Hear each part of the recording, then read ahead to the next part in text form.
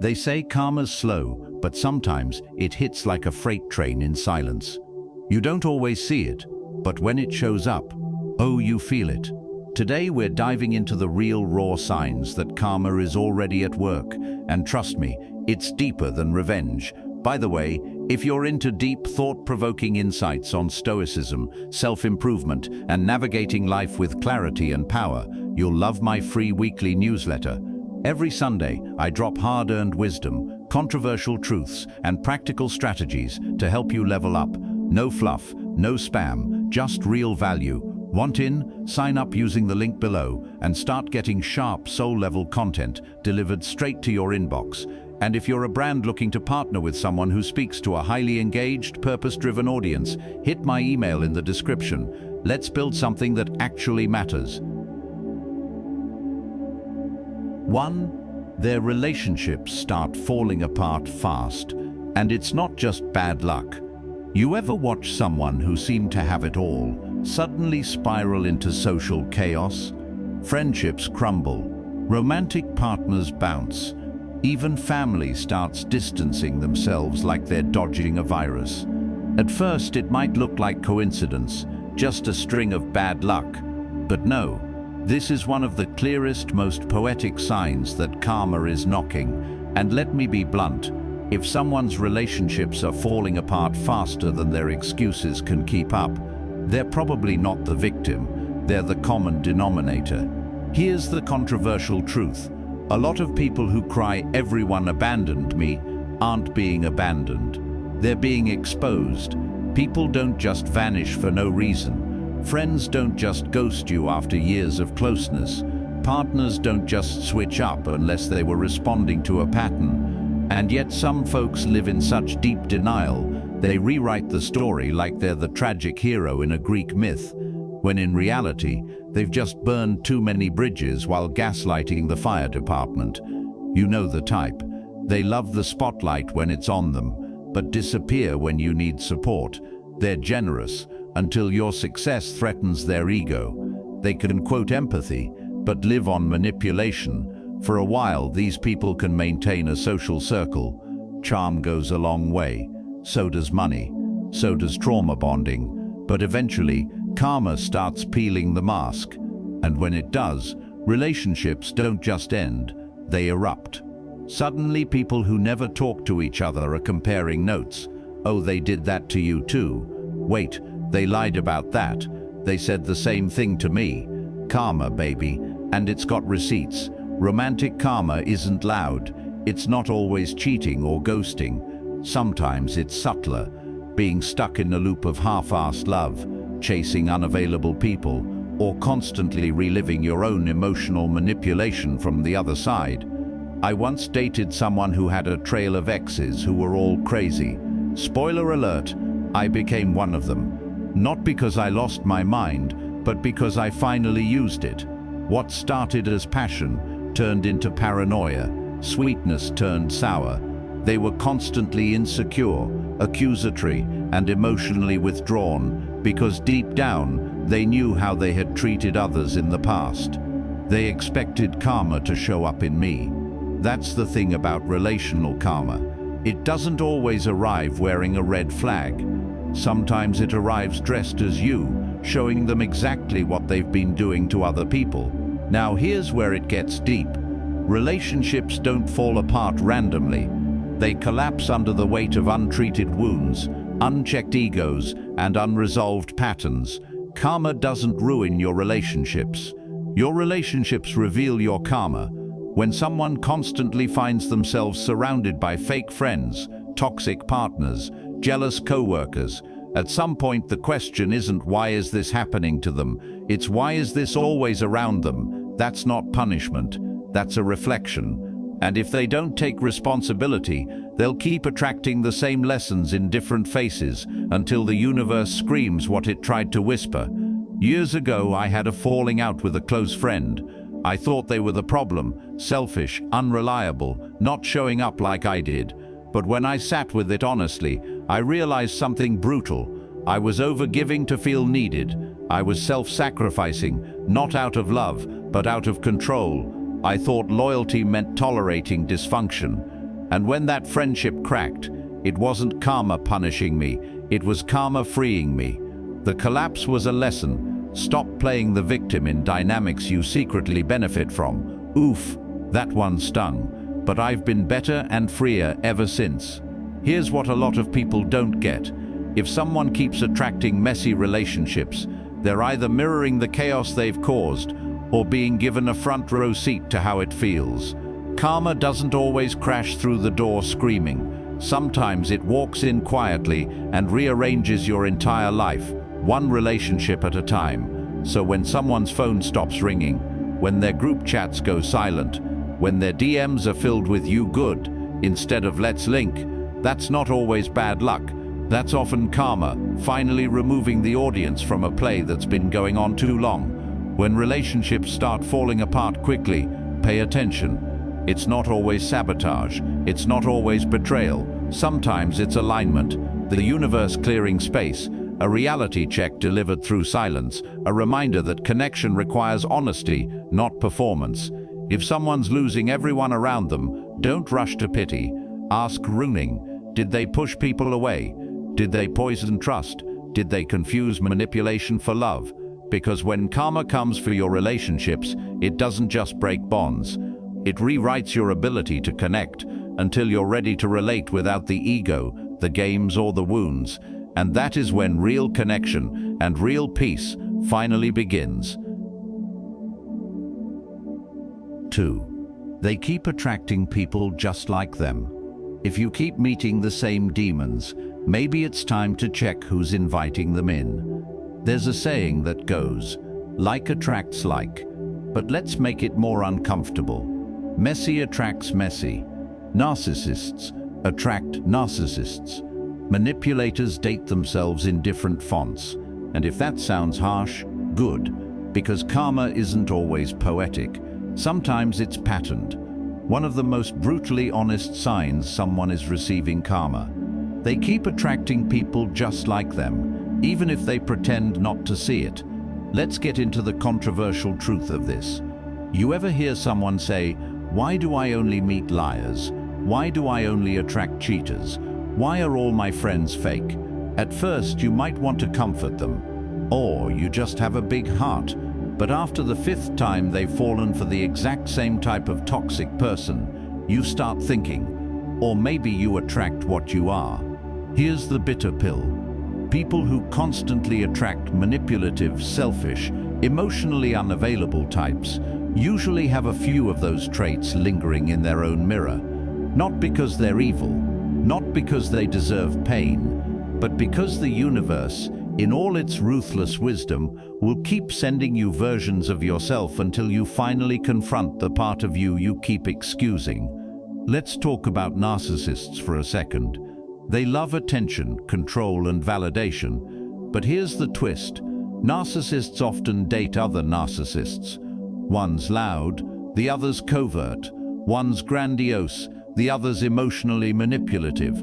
Yin and toxic yang. They don't fall in love. They fall into ego contracts. Love me how I demand, or I'll destroy you the second you don't comply. And the karma? Eventually they become the ones being manipulated. They meet someone with the same mask but sharper teeth, and suddenly they're not in control anymore. That's not heartbreak, that's mirror work with consequences. Here's how it plays out. Roandot's gossip queen who surrounds herself with other gossipy, jealous people and wonders why no one trusts her. The manipulator who always ends up being manipulated, shocked when their tactics no longer work. The emotionally unavailable person who keeps falling for people who won't open up, crying about it while locking their own heart up like a prison. This isn't just irony, it's karma in disguise. Why? Because karma isn't just what goes around comes around. It's the patterns you refuse to break coming back louder until they break you. Okay, time for some vulnerability. Years ago, I had this phase where I kept attracting emotionally intense, fast-burning relationships. Passion? Check. Trauma bonding? Double check. It felt deep, but in hindsight, it was just familiar chaos. Why? Because I hadn't healed my own chaos. I was over-intellectualizing everything, emotionally avoidant, and addicted to the idea of fixing people, as if love meant rescuing the broken. Then one day, I met someone who did to me everything I'd unconsciously done to others. They were distant, hyper-analytical, never fully present, and always subtly in control. I was finally on the receiving end of the game I didn't even know I was playing, and let me tell you, that was karma with a capital K, not out of cruelty, but precision. I had to experience my own pattern from the outside to realize how damaging it really was. That relationship ended, but the lesson didn't. I stopped blaming the people I attracted and started questioning the version of me that kept choosing them. Here's where we take the gloves off.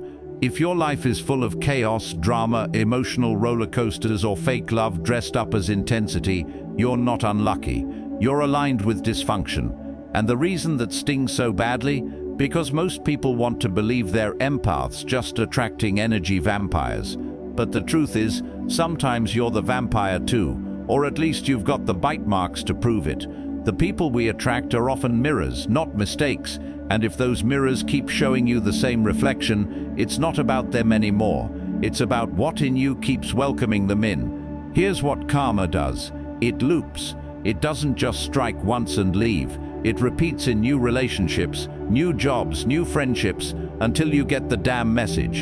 And if someone keeps meeting the same kind of people, liars, cheaters, manipulators, energy drainers, the lesson is this: heal the part of you that's addicted to the familiar, because unhealed wounds don't just attract pain, they choose it, over and over again, until you wake up.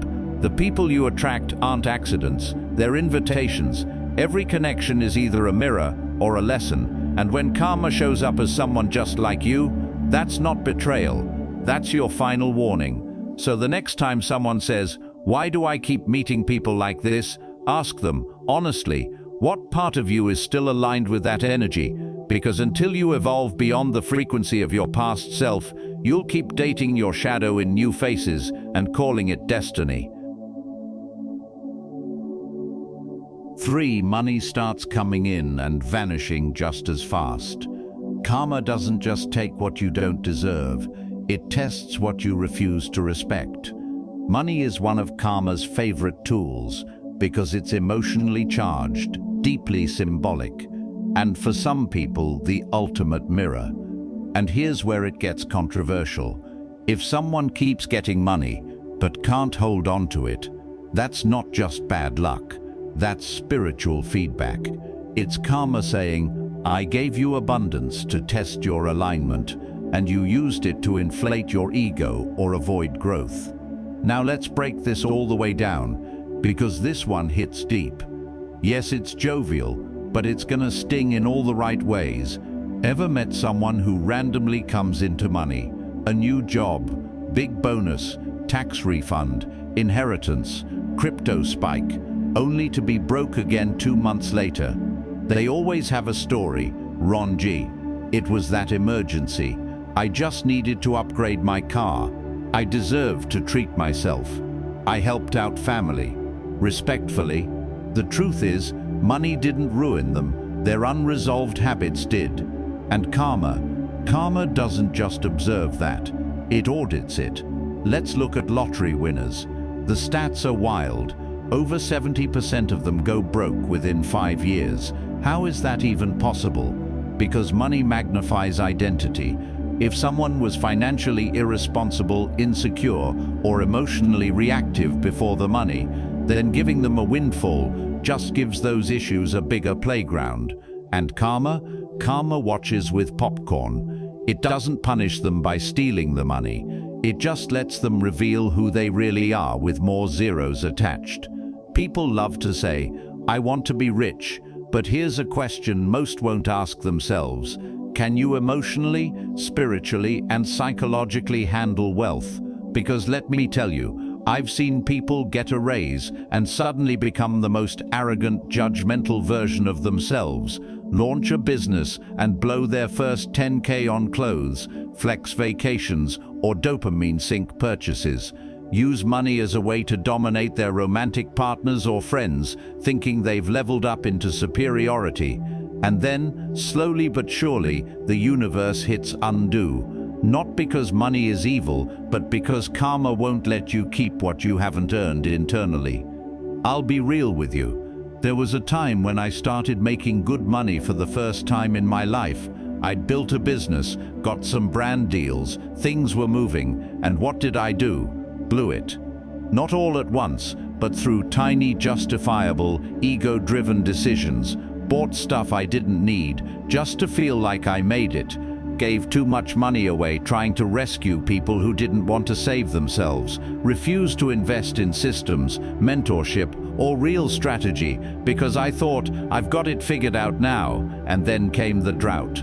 Not instant, but inevitable. Leads dried up, clients ghosted, collabs fell through, and my bank account mirrored the humility my soul had been avoiding. That was my karma. Not a punishment, a pattern reveal. It whispered, "You used money to patch your wounds instead of healing them, so now you'll learn why that doesn't work." Here's the hard truth that no financial guru on Instagram wants to say. You don't attract wealth. You become someone who can hold it. If you keep getting money but losing it, that's not hustle culture. That's spiritual immaturity. It means your subconscious blueprint is set to self-destruct the moment comfort shows up. It's not sabotage. It's alignment with chaos disguised as just how life is. Some people are so used to struggling that when things finally go well, they subconsciously ruin it just to return to the emotional terrain they're comfortable in. That's not bad luck. That's identity karma.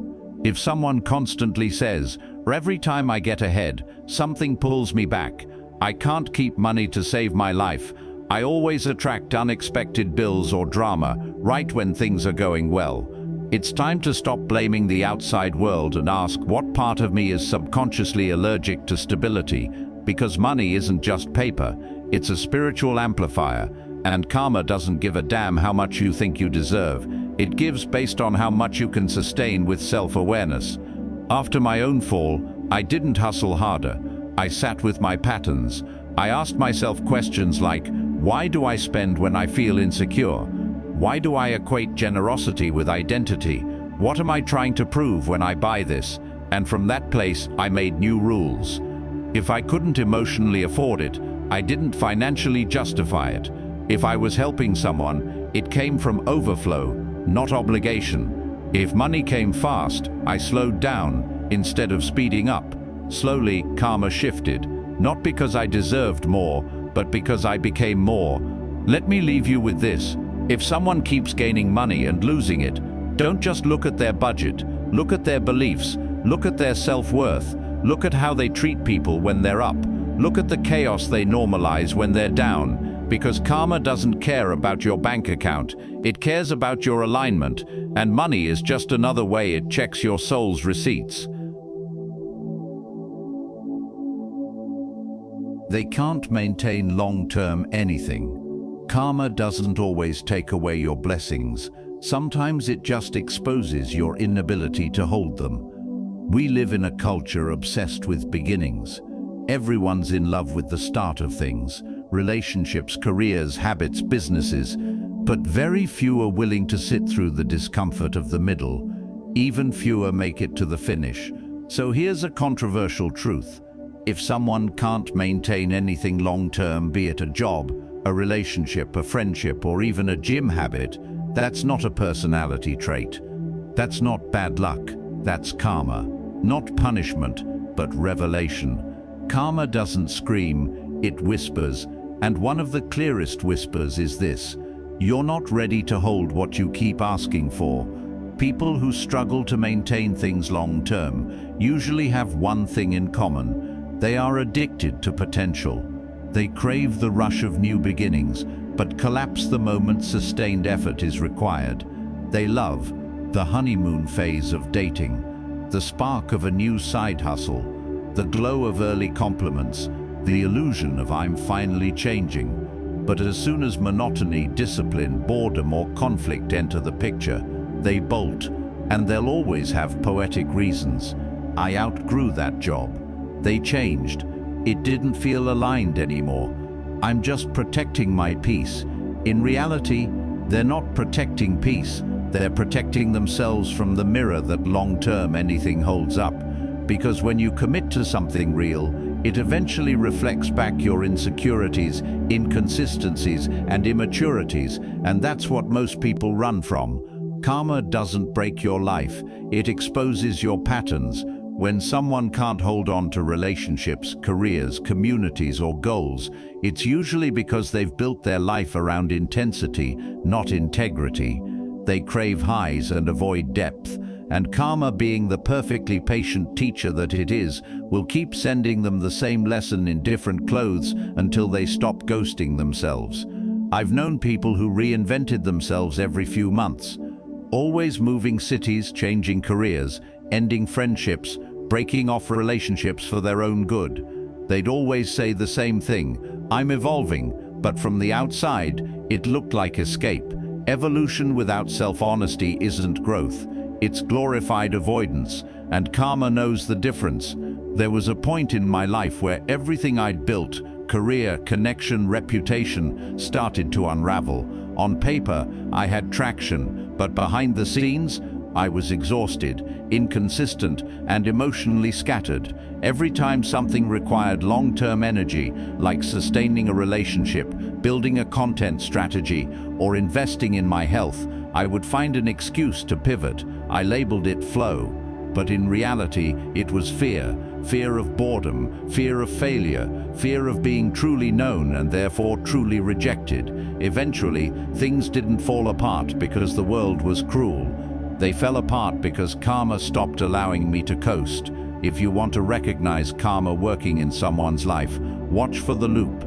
Every relationship starts with "this time feels different" and ends with "they were a narcissist." Every career move begins with enthusiasm and ends with resentment and quiet quitting. Every new idea is the one until discipline is needed. Then it becomes draining. These aren't isolated events, they're patterns, and karma's not punishing them, it's simply holding a mirror up to their capacity. Eventually, people who never finish anything start to believe nothing good lasts, but the truth is, they don't last long enough to see good things grow. This part stings, but it's honest. The reason many people can't hold on to long-term anything is because deep down they believe they don't deserve it. Success, love, respect, health, it all feels foreign. So they self-sabotage, not because they want to lose it, but because losing it feels more familiar than keeping it. If you grew up in chaos, stability will feel unsafe. If you've internalized shame, intimacy will feel suffocating. If you've attached your worth to performance, rest will feel threatening. So karma doesn't destroy your life, it just reveals where your wounds are running it. Rebuilding my own foundation, rebuilding my own. After my personal breakdown, I didn't bounce back with another big launch, or relationship, or bold announcement. I picked one thing: show up every day, consistently, boringly, imperfectly, for my writing, for my body, for the few relationships I had left. No more dramatic reinventions, no more ghosting responsibilities, just quiet consistency. At first, nothing changed, then everything did, because karma doesn't reward ambition, it rewards alignment. The quiet truth: most people don't have commitment issues, they have identity issues. They're not afraid of staying, they're afraid of what staying will force them to face. That they might be average, that success takes time, that love includes conflict, that growth is inconvenient. But karma, like time, exposes all. If you keep dropping the ball, karma won't take away the opportunity. It'll stop giving you new ones until you mature enough to maintain what you asked for. If someone's always in the starting phase, if nothing sticks, if everything eventually falls apart, they need to ask one question that changed everything for me. What would my life look like if I just stayed? Not stayed in toxicity, not stayed in stagnation, but stayed in the discomfort of commitment long enough to outgrow the version of myself that keeps running. Because maybe karma isn't blocking your blessings. Maybe it's just waiting for you to become the kind of person who can hold them without dropping them. They become obsessed with their image. When the inside is chaotic, The outside becomes curated. There's a certain irony that's hard to ignore. The more someone's life is out of alignment, the more they double down on controlling their image, not their character, not their habits, not their integrity, but the illusion of who they want to be seen as. They don't want healing, they want aesthetics. And karma? Karma doesn't care how good your Instagram grid looks. It cares about your soul's receipts, the curse of being perceived. Let's talk about how this shows up in real life. You know that one person who's always rebranding, always polishing their persona, always talking about their vibe or energy, always carefully constructing a curated version of their life. Their feed looks like a coffee table book. Their captions sound like Pinterest quotes dipped in incense. They talk about authenticity, but only in 4K, filtered, and after 13 takes. Here's the thing, you can tell when someone is performing peace. And karma? Karma can really tell. It's one thing to document a transformation, it's another to disguise self-destruction with soft lighting and vague spiritual buzzwords. Controversial truth, self-image is the new addiction. In today's culture, looking like you've done the work has become more important than actually doing the work. We've created a society where being seen journaling is more important than what you're actually writing. Talking about healing is more praised than actually confronting your trauma. Dressing clean and minimal is confused with being emotionally regulated. It's all branding now, and people who are being served their karma, who are mid-cycle in their self-sabotage or denial, are often the most obsessed with appearing evolved. Why? Because image gives you a shortcut. It lets you bypass accountability with applause, it gives you dopamine without discipline, and it gives you validation, even when your life is falling apart behind closed doors. I'll be honest, there was a time when I wasn't creating to serve, I was creating to be seen. I wanted to look like I had it together. I wanted to be perceived as wise, intentional, deep, and yes, I was doing some inner work, but not enough to justify the pedestal I was trying to climb. What I didn't realize at the time was that I had slowly become a character in my own content. I was performing stillness while my inner world was frantic. I was preaching boundaries while letting toxic people stay in my life. I was posting about purpose while burning out behind the scenes. And the scariest part? People loved it. They affirmed the illusion. Meanwhile, karma was quietly, patiently unraveling the scaffolding behind the scenes. Eventually, I couldn't keep it up. The mask got heavy. The feedback started to feel fake, and the gap between who I was and who I pretended to be became unbearable. Karma didn't ruin me, it freed me. It made the lie too heavy to carry any longer. How karma works here. Karma's strategy is brilliant in this area.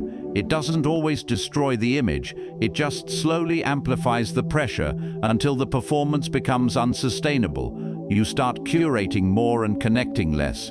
You start chasing trends instead of telling truth. You start feeling exhausted by the very identity you created for applause.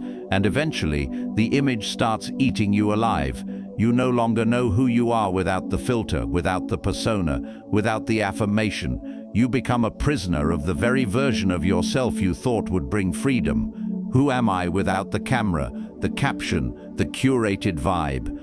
Most people have no idea, and the more disconnected you are from that answer, the more obsessed you become with control. Control of your wardrobe, your words, your surroundings, your personal brand. Because deep down you don't feel worthy unless you perform worthiness. That's karma's quiet punishment, not exposure, but emptiness. You look successful, healed, attractive, grounded, but you feel like a ghost inside your own life. What I learned from letting go of my image. Once I stopped trying to be impressive and started aiming to be integrated, everything changed. My work became more powerful because it was rooted in truth, not polish. My relationships deepened because I stopped posturing and started being real. My content became messier but more magnetic because people can feel real. I learned that my image wasn't the problem, the attachment to it was. Karma's gift was this. It let me keep losing the things I was faking until I finally chose to become someone I didn't have to pretend to be. If you're obsessed with your image, if you're curating instead of connecting, if you're being seen instead of being known, pay attention, because karma doesn't always crash your life. Sometimes it just lets the applause keep coming while you quietly suffocate in the costume you built for yourself.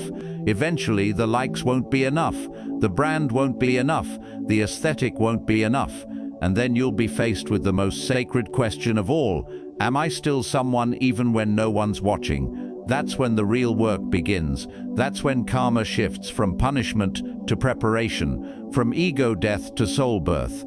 The journey back to your real self always begins the moment your performance finally exhausts you, and when it does, that's not your fall, that's your freedom.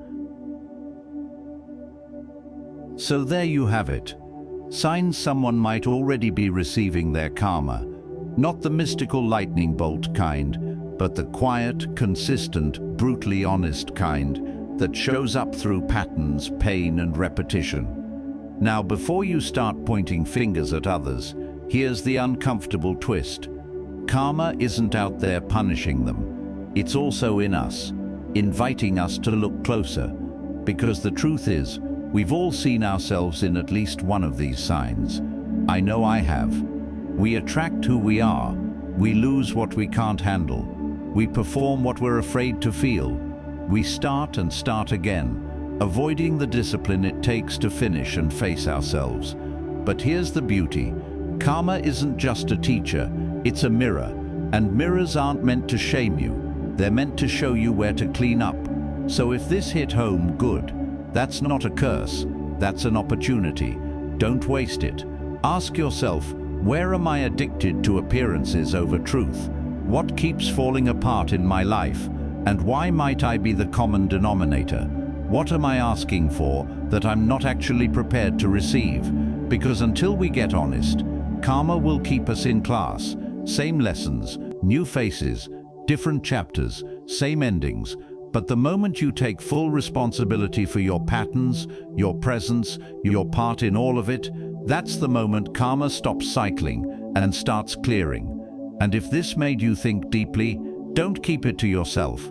Leave a comment with the sign that hit you the hardest. Share this with someone who might need a nudge out of denial and into growth. And hey, if you enjoy content like this, you'll love my free Sunday newsletter. Each week I send out no BS lessons on Stoicism, self-awareness, and how to build a life rooted in wisdom, not just aesthetics. It's real, it's raw, and it's free. Links below. And to brands or platforms aligned with these values. If you're looking to collaborate and bring real conversations to a real audience, let's talk. My email's in the description. Until next time, remember this: karma's not watching, it's mirroring. So look carefully and live accordingly.